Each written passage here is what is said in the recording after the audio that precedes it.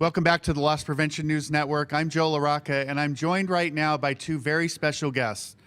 On my far right, we have Dr. Richard Hollinger with the University of Florida, and Dan Doyle, who's the Chief Human Resource Officer for Bealls Inc., both based in Florida. Gentlemen, thanks for joining me. Joe, great to be here. So, Dr. Hollinger, some very exciting news. This week, the National Retail Security Survey was released with the 2016 results, really reflecting what happened in 2015, and some interesting findings. And would you be able to share some of that with us? Well, the shrinkage rates really haven't changed much from last year, and so I see that as good news. And in fact, last year's numbers, 1.38%, were the lowest percentages that we've had in the 25-year history of the survey. So good news is that shrinkage rates are going down, and they seem to be staying down. That's fantastic. And as we look at maybe some of the other key findings, it caught my eye that, again, this year, that external losses outpaced internal. What are your thoughts about that? What's going on? Well, in 1991, when we first started doing this survey, we noticed that shoplifting seemed to be, the bigger problem. But slowly over the years, and we're talking about decades of research, employee theft, according to loss prevention directors, like Dan, the data seemed to suggest that the internal problem, was larger. Last year, for the first time, the shoplifting percentage of the piece of the pie became a bit larger, and it stayed that way this year. So I think that's a reflection of the problem of organized retail crime. That's fascinating. Through Dan, my whole career, I was always told through the survey and through my employers that internal losses outpaced external. And while we saw more actual bodies with shoplifting cases, they were smaller amounts, but that the employees really attributed to a much greater dollar loss within the organization. Now, through my years and moving through management, I started to believe that number might be off a little bit, just based on the type of outside activity that's not necessarily even reflected in shrink. It's just ORC with cargo, ORC with fraud, and other major crime incidents that take place. So as a retailer, that might be confusing to people. Now, for two surveys in a row, the numbers are different. How do you take the results from a survey like this, go back into the organization and explain it, make changes, and what do you do with the actual data? Well, I think there's a lot of things you do with it, but before I answer that, I just want to say thank you to Dr. Hollinger for doing this survey for 25 years now, and it's really the bellwether for what we look at in terms of a benchmark out there of, how your company's doing relative to other companies and relative to the industry. So I think you take those numbers back and you say, how do we line up as a company with this? And, to your point about internal theft, I think we're doing a lot better job as companies from a technology point of view, from a hiring point of view.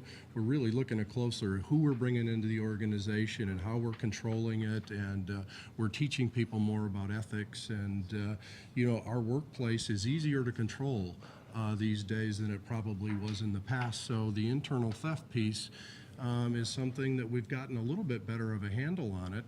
At least in my mind, than probably we did in the past. And, we still need to worry about that organized retail crime piece of it, but the internal piece is something that we feel like we have a better handle on. And the survey bears that out. And of course, without those numbers, you don't know how you stand up relative to the industry or other companies, and that's why it's so important to get those numbers. That's right. Now, Dr. Hollinger, later today you'll be doing a full sit-down session about the survey and some of your work. What are some of the other things you'll be talking about? We'll be talking about some of the countermeasures and how they seem to be working or not working, as the case may be, to stymie the problem of both internal and external theft.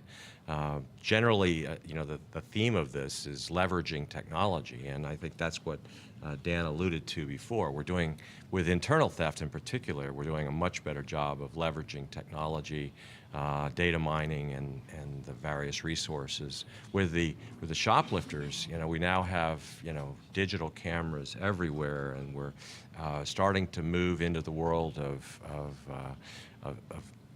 actually doing analysis of who's coming into the store and looking at their pictures, and while that's not quite where it will be, I think sooner or later we'll have the kind of technology to identify a shoplifter, perhaps by camera as they enter the store, and that technology is coming online. Yeah, and I think when we look at the numbers of how many people are doing online shopping versus going into the stores these days, those numbers are going to change because there's a lot more people sitting at home shopping, which makes it easier to identify the actual shoplifters in the store because there's fewer shoppers in the stores. Right. Now, for both of you, and this might be too soon to actually give a definitive answer, but in Dallas, as an example, the police department several years ago made a change to the way that they respond to shoplifting cases. They actually don't respond in most cases.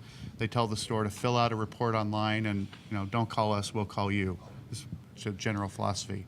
Now, in California in 2014, the voters passed a new law, Prop 47, where it really indicates that shoplifting, anything under $950, you will never go to jail. It could be a revolving door. There's no, it's not a wobbler crime. You can't do petty with a prior. You can't turn it into a burglary. You can't change it at all if it's under $950 and it's a theft. That person will never serve a day in jail, period. That's the law. And we're hearing from different law enforcement agencies, especially in California, and some frustration in other places where they're starting to change the laws and making, laxing, pulling people out of jail, laxing the response criteria, et cetera.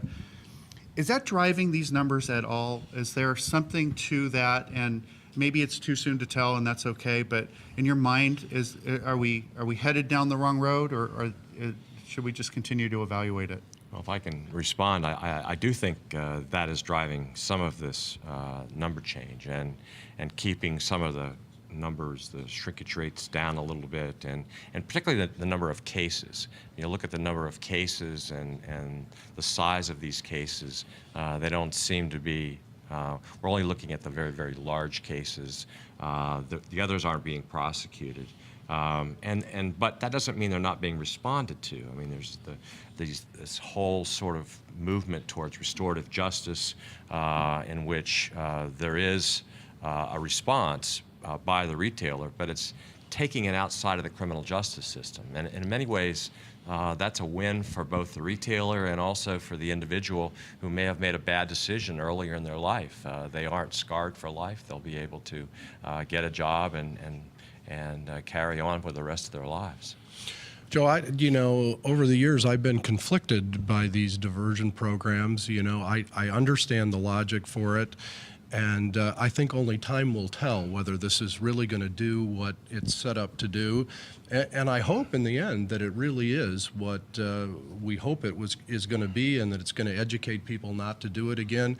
I do think it's disingenuous for law enforcement to say that the shoplifting numbers are down simply because they're not getting the cases anymore. We're still dealing with them. So if we're going to look at the true number, it should be the retailer's number, not law enforcement's number. But be that as it may, the point is, over time, are we going to find out that it's a better way to control our shoplifting problems? And if it is, great for us, because we've been working for 20, 30, 40 years to try and get a handle on this problem. And honestly, how much progress have we really made if you look at his numbers? So let's hope that it works. I just think we ought to all understand what the real numbers truly are. Right. I think we need to leave the discussion right there. Gentlemen, thank you so much. We could talk about this topic for so much longer. It's a session by itself, for sure.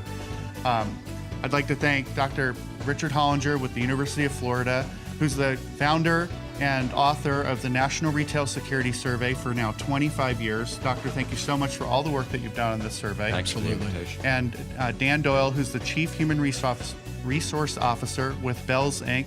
Thanks for joining us, and we're going to turn it back over to Gus Downing right now.